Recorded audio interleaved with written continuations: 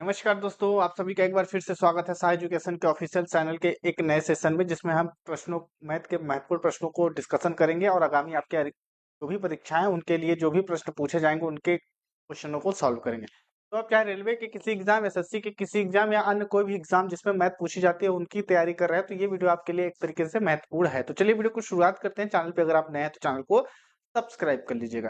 चलिए पहले प्रश्न की तरफ बढ़ते हैं और पहला प्रश्न आपके सामने है। कह रहा दो धनात्मक संख्याओं का गुणनफल 80 है। यदि पहली संख्या दूसरी संख्या की 5 गुना है तो दो संख्याओं का योग कितना होगा ज्ञात करना है। अगर हम बात करें यहाँ पे दो धनात्मक संख्याओं का गुणनफल, अगर हम बात करें कि मान लेते हैं कि माना कि यहाँ पे कह रहा है यदि पहली संख्या दूसरी संख्या की 5 गुना है, तो माना कि दूसरी संख्या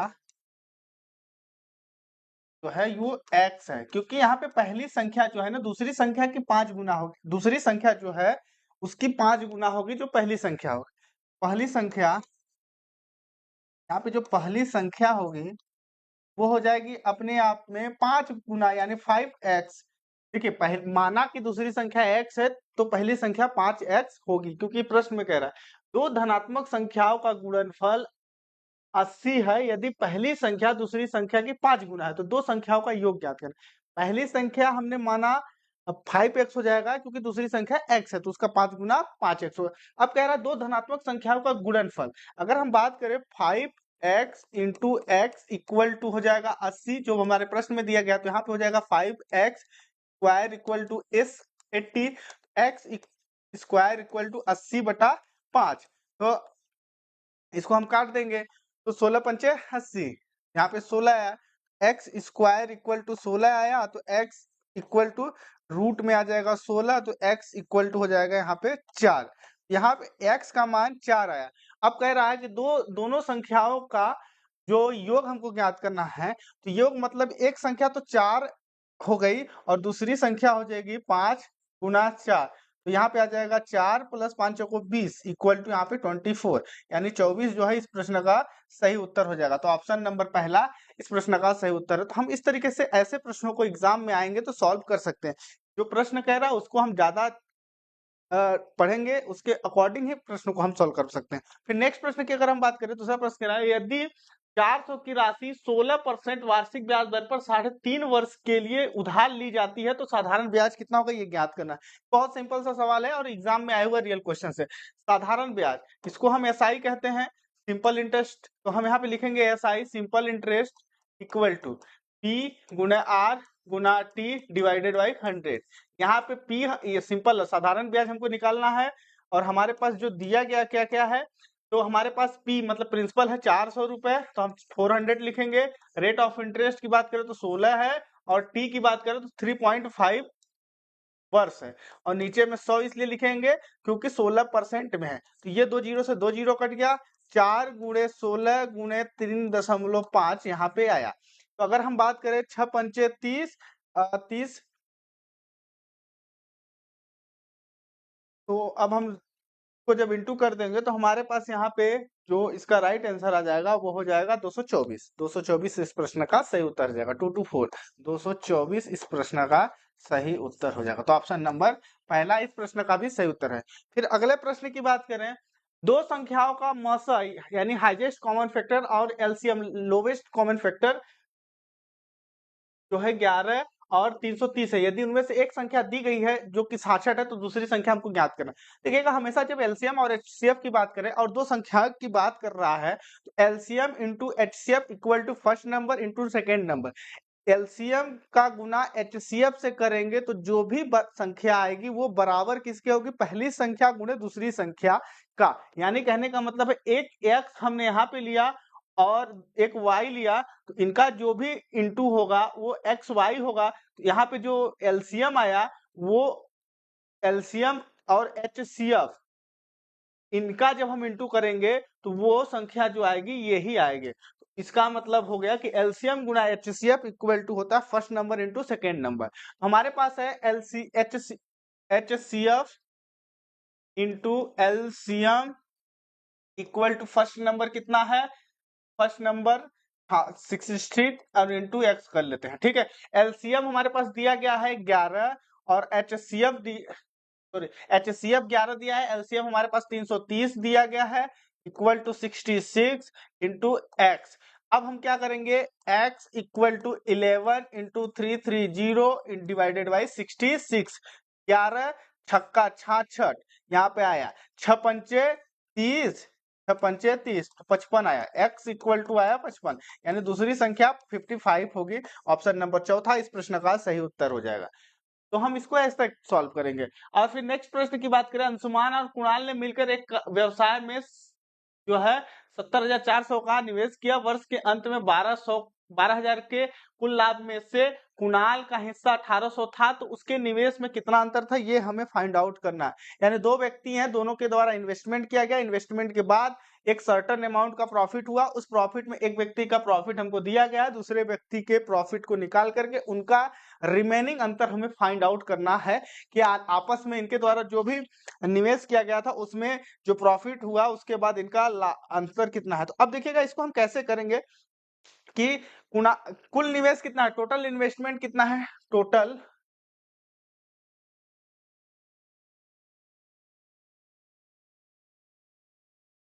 कुल निवेश, अगर कुल निवेश की बात करें तो वो है 70,400।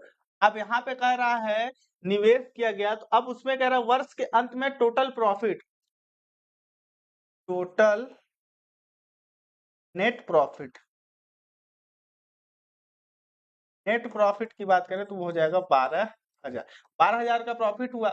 अब उसमें कह रहा है कुल लाभ में से कुणाल का हिस्सा, तो कुणाल जो है, कुणाल का हिस्सा की अगर हम बात करें, कुणाल का हिस्सा, कुणाल का हिस्सा अगर हम बात करें तो वो है 1800 रुपए। 1800 जब कुणाल का हिस्सा है, तो अगर कुल प्रॉफिट में से हम कुणाल का हिस्सा निकाल देंगे तो हमें ये पता चल जाएगा कि अंशुमान का कितना हिस्सा है। अंशुमान का हिस्सा जब हम निकालेंगे तो 10 में से 8 जाएगा तो यहाँ पे 2 बचेगा, 11 में से 1 जाएगा तो 10। 10,200 जो रुपए है ये अंशुमान का हिस्सा है।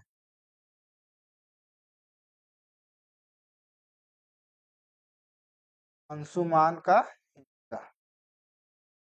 तो अब हमारे पास ये मिल गया कि अंशुमान का हिस्सा 10,200 है, कुणाल का 1800 रुपए है, टोटल प्रॉफिट 12,000 है, कुल इन्वेस्टमेंट दोनों लोगों का मिला करके 70,400 है। अब हमको कह रहा है कि कुल लाभ में से उनके निवेश में जो कितना, अब निवेश से हम ये फाइंड आउट करेंगे कि इनके द्वारा कितना एक्चुअल में निवेश किया गया था। तो सबसे फर्स्ट ऑफ अगर हम बात करें कि कुणाल, इसको हम अब जो संख्याएं मिली है इस संख्याओं से हम एक रेशो फाइंड आउट कर लेते हैं। तो अंशु कुणाल अनुपाते अंशुमान, ये हमने लिखा अनुपात के लिए। 1800 एक इधर है और अनुपाते हम कर देंगे 10,200। 2 जीरो से 2 जीरो कट गया, 2 9 18, 2 पंचे 10, 2 एकम 2, 3 तिकाई 9, 3 से भी कटेगा, 3 तिकाई 9, 3 एकम 3, 3 सत्ते 21। तो ये आया हमारे पास 17, 3 अनुपाते 17। तो अब हम अनुपात का योग निकालेंगे, अनुपात का योग, अनुपातों का योग जो होगा वो होगा 3 अनुपात 3 प्लस 17, तो यहाँ पे हो जाएगा 20, क्योंकि योग निकालने हैं तो ये आपस में जुड़ रहा है। तो 20 हमारे पास यहाँ पे ये मिला। अब हमारे पास क्या कर रहा है, कुणाल का निवेश, कुणाल का निवेश, कुणाल का निवेश अगर हम बात करें, कुणाल का निवेश का अनुपात जो हमारे पास 3 आया, तो 3 बटा हम 20 करेंगे और इंटू करेंगे, 3 डिवाइडेड बाई 20 इंटू 70,400, 70,400। ये हमने इसलिए किया क्योंकि 3 कुणाल का हिस्सा है, 3 को ऊपर रखेंगे, 20 हमारा नीचे है, क्योंकि 20 जो है दोनों लोगों के इन्वेस्टमेंट का सम है, दोनों लोगों के इन्वेस्टमेंट का जो रेशो का सम हमारे पास 20 आया, डिवाइडेड इंटू हम करेंगे यहाँ पे 70,400। अब हम करेंगे इसको डिवाइड, तो ये 20 से जब हम काटेंगे तो 3520 यहाँ पे आएगा, 3520 यहाँ पे आया। और जब हम 3 गुणे 3520 करेंगे तो जो हमारे पास आएगा वो आएगा कुणाल का इन्वेस्टमेंट वैल्यू तो 10,560 यहाँ पे आया 10,560, ये जो आया ये आया कुणाल का जो इन्वेस्टमेंट वैल्यू, कुणाल के द्वारा 10,560 रुपए का इन्वेस्टमेंट किया गया था। अब कह रहा है कि हमको अंतर ज्ञात करना है ना, दोनों के इन्वेस्टमेंट का एक अंतर वैल्यू ज्ञात करना है। अंतर मतलब कितना इन लोगों के द्वारा जो इन्वेस्टमेंट किया गया था उसमें कम है। तो अब हम बात करें कि 10,560 और 70,000, अब हम 70,400 में से 10,560 को माइनस अगर कर दें तो यहाँ पे हमको ये प्राप्त हो जाएगा कि जो अंशुमान के द्वारा कितना इन्वेस्टमेंट किया गया था, तो 14 में से 5 जाएगा, 14 में से 5 जाने का मतलब 9 यहाँ पे आया, सॉरी एक जीरो यहाँ पे एज इट इज आएगा। ये हो गया 10, 10 में से गया 6 तो 4 आया, ये हो गया 3, 3 में से मतलब 13 में से 8, 8 बचेगा, 13 में से 5 जाएगा तो 8 बचेगा, ये हो गया 9, यहाँ पे 9 आया, और यहाँ पे हो गया ये जो होगा ये एक इधर गया था, ये हो गया 5, 59,840 रुपए जो है ये अंशुमान का निवेश है, अंशुमान का निवेश। अब हमको इनके निवेशों का अंतर ज्ञात करना है, तो 59,840 माइनस 10,560, 10,560 यहाँ पे हम करेंगे तो ये हो जाएगा 14 में से 6 जाएगा तो 8 आएगा, 8 6 14 होता है, लास्ट में 80 होगा, 80 मतलब ऑप्शन नंबर पहला इस प्रश्न का सही उत्तर है, 49,280 इस प्रश्न का सही उत्तर है। तो इसको हम ऐसे सॉल्व कर सकते हैं। तो अगले प्रश्न की अगर हम बात करें कि किसी समकोण त्रिभुज की एक भुजा दूसरी भुजा की दुगनी है और तथा कर्ण जो है कर्ण ये 15 सेंटीमीटर है, तो त्रिभुज का क्षेत्रफल हमको फाइंड आउट करना है। त्रिभुज का क्षेत्रफल हमें यहाँ पे ज्ञात करना है। तो समकोण त्रिभुज का क्षेत्रफल, समकोण त्रिभुज का क्षेत्रफल जो होता है 1/2 इंटू आधार, सॉरी आधार गुणे लंब, समकोण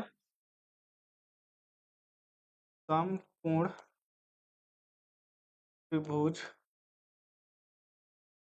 का क्षेत्रफल जो होता है वो होता है इक्वल टू 1/2 इंटू आधार गुणा लंब।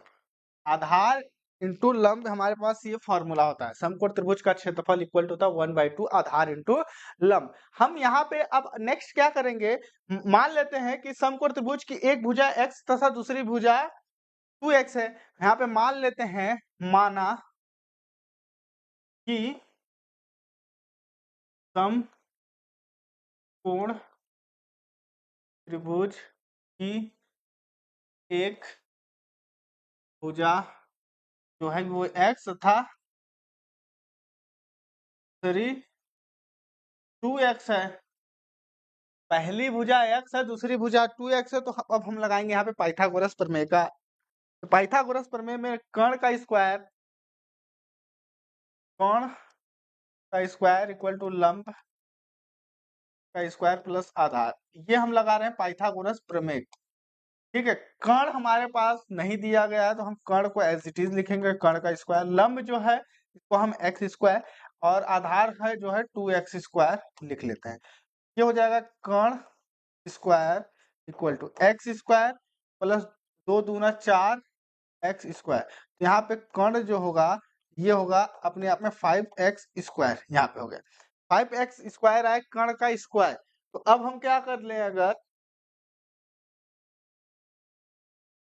अब हमारे पास कर्ण की वैल्यू दिया गया है 15, तो कर्ण हम क्या कर देंगे 15 का स्क्वायर करेंगे इक्वल टू 5x स्क्वायर। हम इसको ऐसे लिख लेते हैं 5x स्क्वायर इक्वल टू 15, 15 हम 15 का 2 बार इंटू करेंगे तो आएगा 225, 225 यहाँ पे आया तो x स्क्वायर इक्वल टू हो जाएगा 225 डिवाइडेड बाई 5, 5 चौको 20, 5 25, तो x स्क्वायर बराबर 45 आया, तो x रूट 45 आ जाएगा, तो x बराबर आ जाएगा यहाँ पे हमारे पास 3√5, क्योंकि इसको जब हम सिंप्लीफाई करेंगे तो 3 तिकाई 9 पना 45 ये आएगा रूट में, तो एक 3 बाहर आ गया, तो यहाँ पे हमारे पास x का मान हमारे पास क्या आ गया 3√5 है। अब एक भुजा 3√5 है तो दूसरी भुजा एक जो भुजा हमने फर्स्ट जो भुजा है वो 3√5 है, तो हमने पहली भुजा x माना था तो दूसरी भुजा 2x है। तो अब इसमें क्या करेंगे कि 2x इक्वल टू 3√5 हो जाएगा। मतलब x का मान हम यहाँ पे 2x जो 2x यहाँ पे है तो x का मान हमारे पास ये आया, तो यहाँ पे हम क्या करेंगे 2 गुणा 3√5 करेंगे तो यहाँ पे आएगा 6√5 यहाँ पे आया, तो दूसरी भुजा 6√5 आ गया। अब हम करेंगे इन वैल्यू को पुट करेंगे 1/2 आधार इंटू लंब, 1/2 आधार इंटू लंब इसमें रखेंगे। तो यहाँ पे करेंगे ये इस फॉर्मूले में हम वैल्यू को पुट कर रहे हैं तो 1/2 गुना आधार, आधार हमारे पास कितना अगर हम कर दें तो एक होगा 3√5, दूसरा हो जाएगा 6√5। तो अब इन दोनों का इंटू करेंगे तो 1/2 18 गुना 5, तो 2 9 18 9 5 45, यहाँ पे 45 इस प्रश्न का सही उत्तर हो जाएगा। 45 मतलब ऑप्शन नंबर पहला इसका सही उत्तर है। तो इस तरीके से आप इसको सॉल्व कर सकते हैं। बस इसमें आपका ये और ये इंपॉर्टेंट है, तीनों अगर आपको एक स्टेप पता है तो आप इसको क्वेश्चंस को ऐसे क्वेश्चंस को एग्जाम में आता है तो सॉल्व कर सकते हैं। फिर अगला प्रश्न कह रहा है 936 की धनराशि को 3 व्यक्तियों के बीच 2:4:3 के अनुपात में बांटा जाता है। बंटन में सबसे बड़े हिस्से और सबसे छोटे हिस्से के मध्य का अंतर ज्ञात करना है, डिफरेंट ज्ञात करना है। 3 लोग हैं, 3 लोगों का रेशो दिया गया है, एक का है 2, दूसरे का है 4, तीसरे का है 3। अगर हम बात करें रेशो का सम ऑफ रेशो, हम पहले निकालेंगे सम ऑफ रेशो मतलब अनुपातों का योग, सम ऑफ रेशो जो अनुपात दिया गया है उसको जोड़ेंगे तो 2 + 4 + 3, तो 6 3 9, तो अनुपातों का योग, अनुपातों का योग जो आया ये आया हमारे पास 9, अनुपातों का जो ये योग आया वो 9 आया हमारे पास। अब हमारे पास कह रहा है बंटन में सबसे, अब चूंकि 9 के वैल्यू हमारे पास दिया गया है 936, 936 936 जो है ये 9 का मान है, तो हम निकालेंगे पहले 1 का मान निकाल, 936 जब 9 का मान है तो 9 दाहम और 9 चौक 36, 104 जो आया 1 का मान है। 936 जब 9 का मान है, 936 9 का मान है तो 1 का मान आया 104। तो अब हम निकालेंगे 104 गुना 2, 104 गुना 4, 104 गुना 3, तो यहाँ पे आया ये 802, 16 की 6 हासिल का 1 4 मतलब 1 4 4 एकम 4 516, 4 3 12 1 2 हासिल का आया 1 0 मतलब 1 3 एकम 3। अब हमारे पास क्या कह रहा है कि सबसे बड़े और सबसे छोटे, तो सबसे बड़ा और सबसे छोटा 200 516 और 208 का हम माइनस करेंगे। 16 में से 8 जाएगा तो 8 बचेगा, ये हो गया 0, तो यहाँ पे 0 हो गया और ये हो जाएगा 308 308 सेकंड।